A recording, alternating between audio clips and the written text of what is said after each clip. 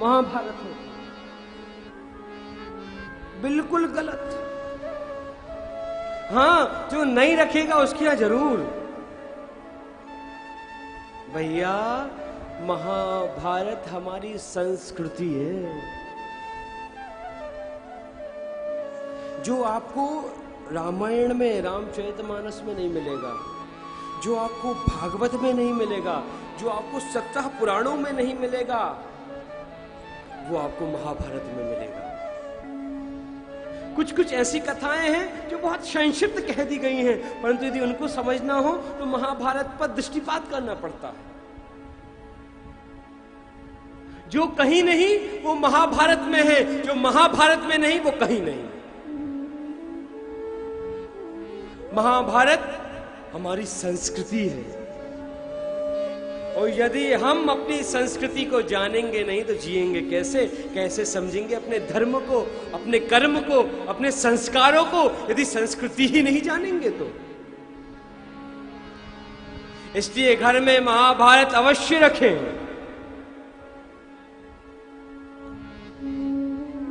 कौरवों का पांडवों का युद्ध हुआ,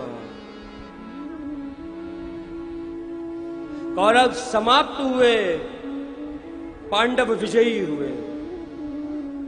चतुः पंचावशेषता, 4-5 कौरव बचे बस, बाकी सारे कौरव समाप्त हो गए।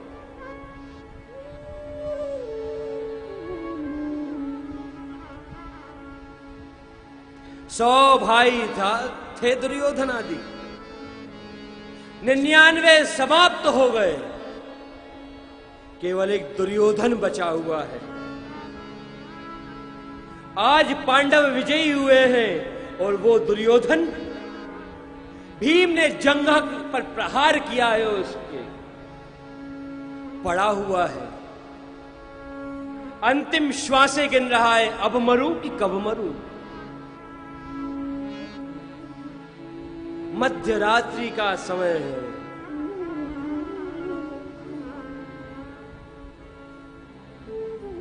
अश्वत्थामा आया दौड़ा दौड़ा, दुर्योधन के पास आया, बोला, मित्र, मुझसे तुम्हारी यह दशा देखी नहीं जाती। मैंने वो समय देखा है जब तुम युवराज थे, तुम जिस मार्ग से निकलते थे उस मार्ग पर सेनाएं, सैनिक बिछा दिए जाते थे, पुष्प बिछा दिए जाते थे। तुम जिस मार्ग से निकलते थे वह मार्ग तुम्हारे लिए सजा दिया जाता था, परंतु आज तुम इस रणभूमि में पड़े हुए हो, मुझसे यह दशा तुम्हारी देखी नहीं जाती। मित्र, मैं तुम्हारा मित्र हूं, क्या करूं तुम्हारे लिए? बोलो। तुम्हें कहने में देर लगेगी, मुझे करने में देर नहीं लगेगी। दुर्योधन बोला, मित्र अश्वत्थामा,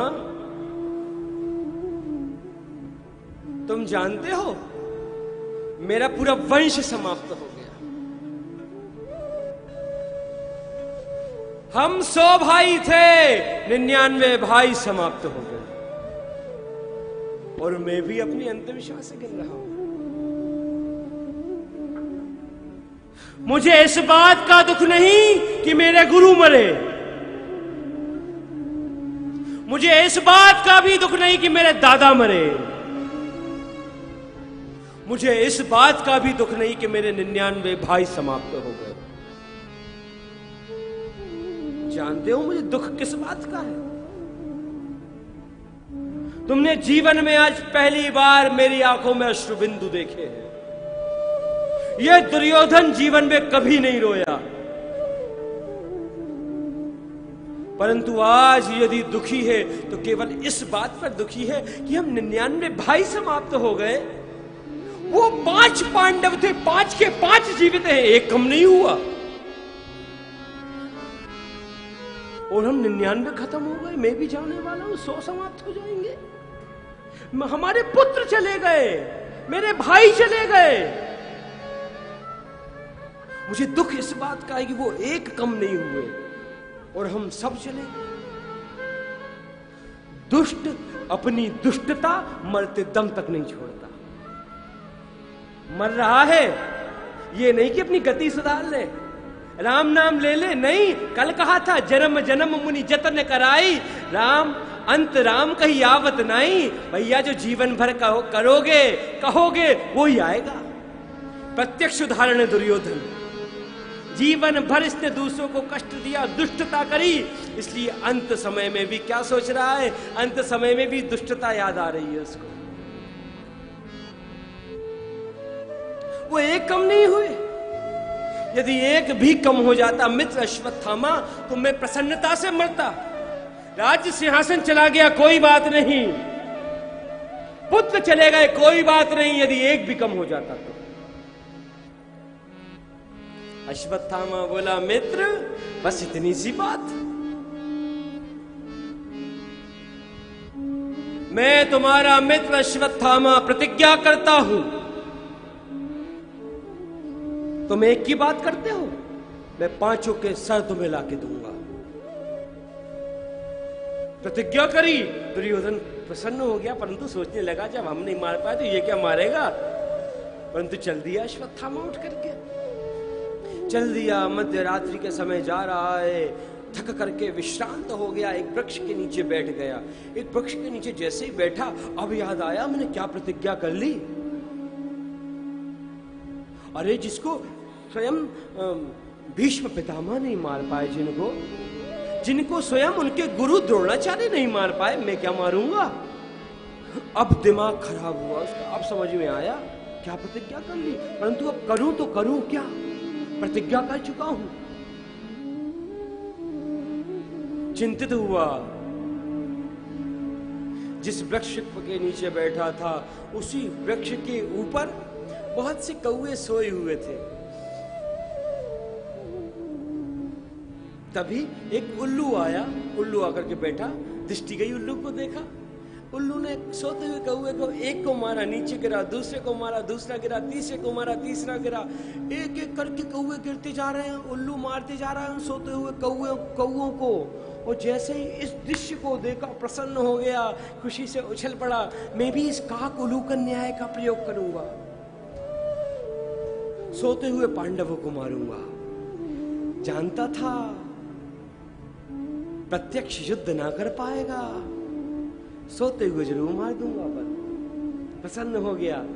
कृतवर्मा कृपाचार्य को साथ लिया, चल दिया। पांडवों की छावनी की ओर बढ़ने लगा, समझा दिया। जैसे प्रवेश कर रहा था कृतवर्मा कृपाचार्य को समझा दिया, इस छावनी से एक भी जाने ना पाए, और यदि जाए तो उनकी आत्मा जाए, शरीर ना जाने पाए। जो भी भागे मार देना। मध्य रात्रि का समय है, पांडवों की छावनी में प्रवेश किया अश्वत्थामा ने। जहां पर पांडवों का कक्ष था उस पांडव कक्ष की ओर बढ़ने लगा अश्वत्थामा। हाथ में नग्न तलवार है, खड्ग है, बढ़ रहा है। परंतु भूल गया था जिसके रक्षक स्वयं श्री कृष्ण हो उनको कौन मार सकता है। आज पांडव लोग युद्ध जीते थे। जैसे युद्ध जीते रात्रि के समय शयन करने के लिए जा रहे थे, भगवान कृष्ण तो सब कुछ जानते ही थे। आ गए पांडवों के पास। जैसे ही शयन के लिए पांडव लोग सोने जा रहे थे, पूछा भगवान ने, पांडवों आज तुम्हें निद्रा आ जाएगी? आज तो प्रसन्नता का दिन है, आज हम लोग युद्ध जीते हैं, महाभारत का युद्ध जीते हैं, क्या आज तुम लोग सो पाओगे? क्या तुम्हें निद्रा आएगी? दो अवस्थाओं में कभी निद्रा नहीं आती। या तो अत्यंत प्रसन्नता हो तब नींद नहीं आती, या अत्यंत दुख हो तब नींद नहीं आती। अत्यधिक दुख होता है तो नींद नहीं आती, या अत्यधिक प्रसन्नता हो तो नींद नहीं आती। भगवान बोले आज तो प्रसन्नता का दिवस है, आज तुम सो पाओगे? अरे चलो चलो पांडवों, आज हम लोग महाभारत का युद्ध जीते हैं, चलो अपन अपने राज्य की सीमाएं देख करके आए। कहां तक अपना राज्य फैला हुआ है। पांडवों को भगवान साथ में लेकर के चल दिए, और पांचों पांडवों के 5 पुत्र थे, वो भी पांडवों के समान स्वरूप वाले, पांडवों के समान दिखते थे, पांडवों जैसे गुण थे। इन 5 पांडव पुत्रों का नियम था, जब शयन करने जाते थे तो अपनी माँ को प्रणाम करते थे, अपने पिता को प्रणाम करते थे, और जब उठते थे तो अपनी माँ को प्रणाम करते थे, अपने पिता को प्रणाम करते थे।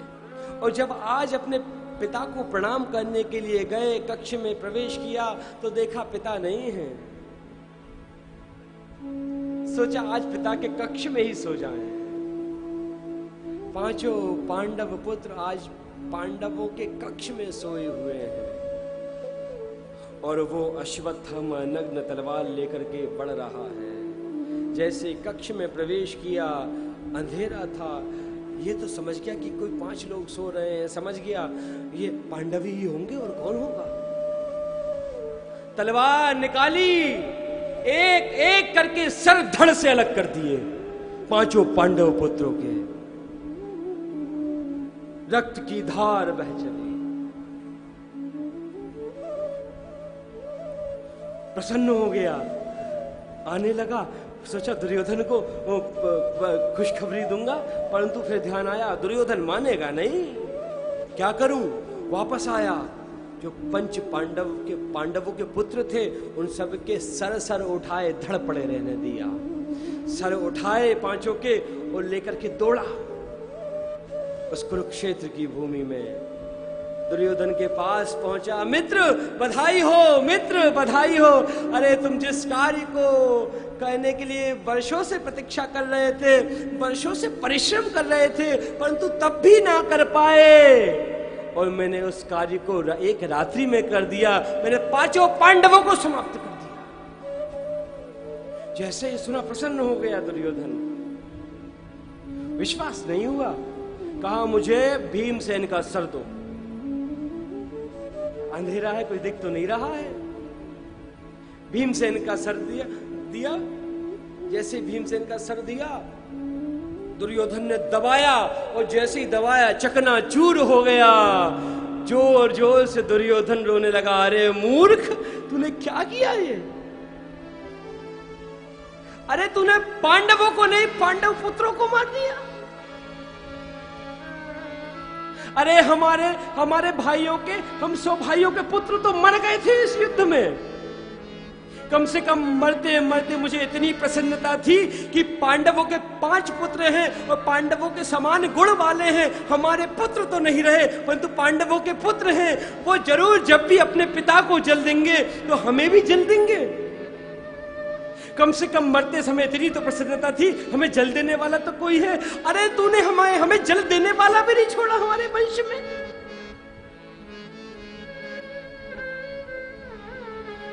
तूने उनको भी मार दिया। प्राणांत हो गया। इस दुर्योधन को एक ऋषि का वरदान था।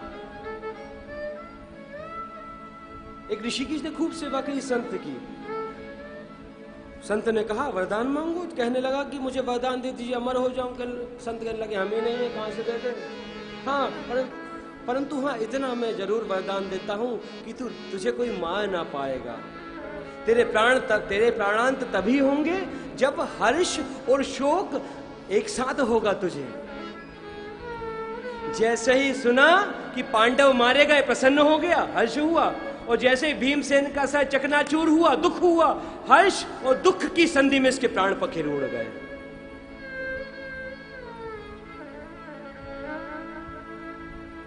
समझ गया अश्वत्थामा बचूंगा नहीं अब। और यहां पांडवों की छावनी में क्या हाल है। सुबह हो गई। आज पांडव पुत्र माता द्रौपदी के पास आए नहीं चरण छूने के लिए, पैर पड़ने के लिए। सूर्योदय तो हो गया, अभी भी उनके 5 पुत्र नहीं आए। सूर्य सर पर आने को है, अभी भी नहीं आए। माता द्रौपदी सोच रही है कहां है मेरे पुत्र, क्या हो गया आज। कक्ष में गई, नहीं मिले। जैसे ही पांडवों के कक्ष में प्रवेश किया, अपने पुत्रों के धड़ धड़ को देखा और रक्त की धारा बह रही थी। पूरा कक्ष रक्त से सना हुआ था। इस भयंकर दृश्य को देख करके द्रौपदी घबरा गई, रुदन कर उठी, कुरही पक्षी की भांति रो रही है, वस्त्र अस्त व्यस्त है। माता शिशूना निधनं सुताना निशम्य घोरं परितक्यमाना तदा वाश्व कला